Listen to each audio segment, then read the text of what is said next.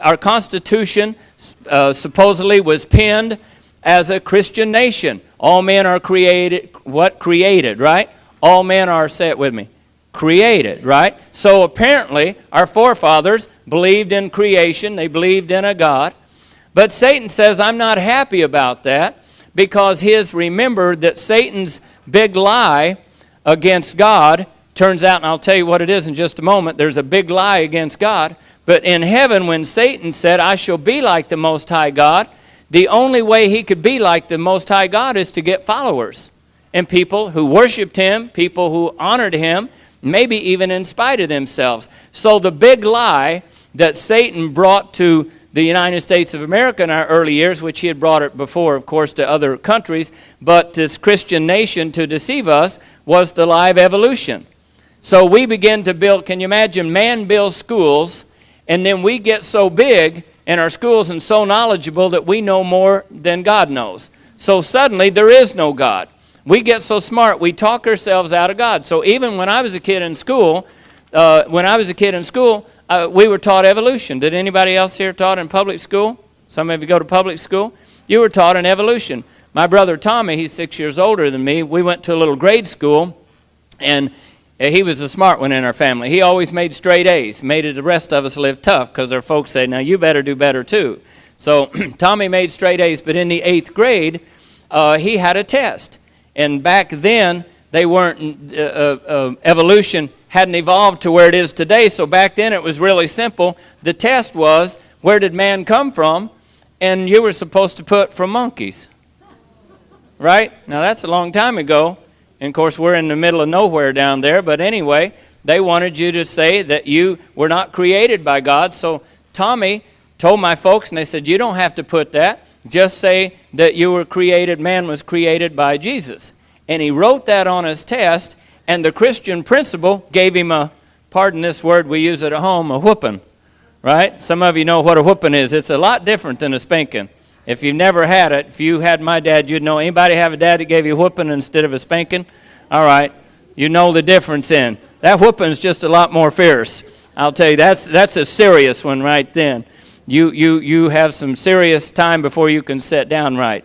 So the teacher gave my brother a whooping at school, though he was a Christian, because he wouldn't answer, and they flunked him in the course. Now, what happened is Satan came here. The lie of evolution is being taught in a Christian nation. All Satan wants is the honor and glory and praise that God has. Am I right? And so what happens when people now, and pardon me, because I know God has people in all churches, but when we worship Satan in spite of himself, if we worship his day, for instance. Satan came in and said, the 10 Commandments, all right, I don't have a problem with the other 10 Commandments, but I sure do with the 4th one. So I don't want people keeping the 4th one, so he replaced it with what? The 7th day to what day? The first day, basically, right? Because that's what people say. I'm amazed at how many people say, oh, we keep the Sabbath. We go to church every Sunday. They do. They honestly, they say, oh, well, we believe, we keep the Sabbath. In fact, only a week or so ago, I had a guy say, you guys are right about the Sabbath, and I believe you, and I'm a Sabbath keeper. I keep it every Sunday. Now, he was serious about it. You see, what happens if people, Satan only wants our homage. He wants our praise. He wants people worshiping him.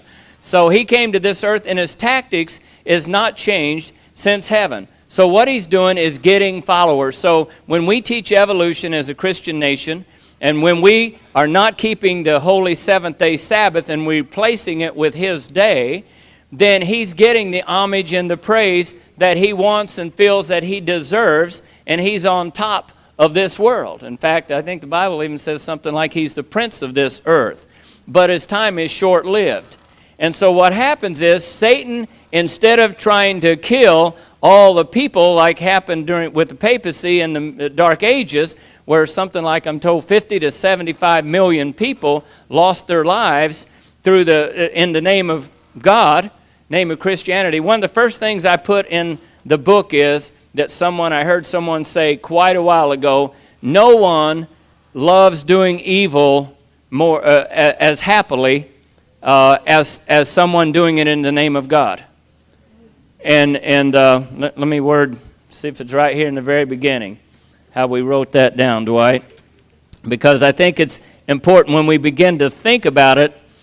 It says, I once heard someone say, no one seems happier doing evil than someone doing it in the name of God. And I say that is deep. What happens, I just saw about 2 months ago on the news, I saw a suicide bomber. Somebody videoed a suicide bomber, had all the bombs on him, got in a car, was heading in Iraq, was heading to literally explode himself and kill people, and they were having a party. It looked like they were on a Sunday picnic. Everybody was waving. He was happy. He was laughing. He was driving away because he was doing evil in the name of God. He thought he was doing this for Allah, right? He was doing this for his God. The same way today, back in the Dark Ages, in the name of religion, how many millions of people were killed in the name of God? People felt driven to do it. I had a man come to my house a few years ago. He came and just showed up at my house, and he said, I opened the door, and he said, Danny. He looked very normal, talked normal, acted normal. He said, Danny. I said, yeah, and he said, hey, man, where do you want me to put my things? So I looked at him, and I said, what things? And he said, well, my clothes and everything. I said, I don't know. What do you mean? He goes, well, the Lord sent me here. He said, the Lord sent me here, and he said, I'm moving in with you. So I looked at the guy, and I said, well, he looks all right. He sounds normal. Just what's coming out of his mouth is not normal, at least to me. So I said, well, look, aren't you married? He goes, yeah, I'm married. I said, do you have a family? Yeah, I have a couple kids. And he had a fairly new truck. I said, you have a job? Yeah. But I don't care about any of that. He said, the Lord told me to come here. I'm moving in with you. So I said, well, actually, I don't think that can happen. I told the guy, I said, that's not going to happen right now. I was a little stronger than that. But I said, I'm on my best behavior right now.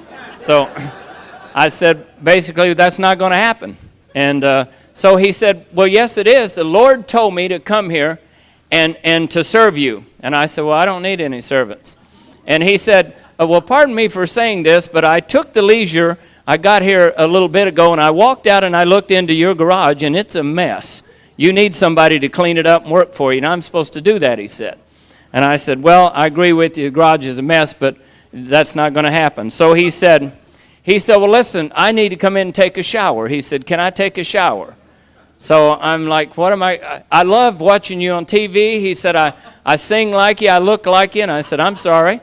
And he said, I can, and everything, he said.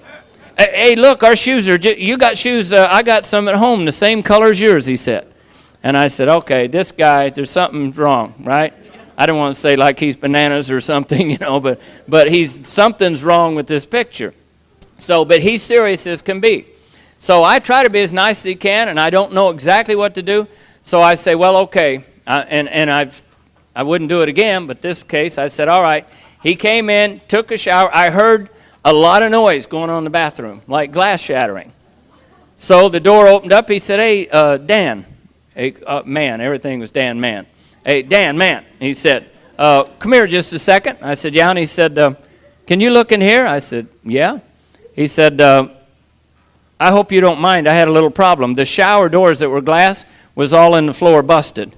He said, I knocked your shower doors. Is that okay? I said, yeah, that's fine. Don't worry about it. Because I say, okay, I'm dealing with somebody I'm going to have to be careful of now. So I said, that's okay. So we go outside, and he wants to do something. He's going to fix something for me, and I tell him I don't need to. But anyway, finally, he says, you know what? I'm going to get my dad to come over here. He can help too. I said, where's your dad live? He said, well, he lives over in Missouri. And I said, that's a good idea. I think you should go see your dad. So he said, how do I get there? I said, just go west, Just go on the road, go west. I said, just go west. Trust me, you'll eventually end up in Missouri. And so he left, and I felt so good about it. I said, okay, man, this guy, he kind of gave me something, just didn't seem right about it.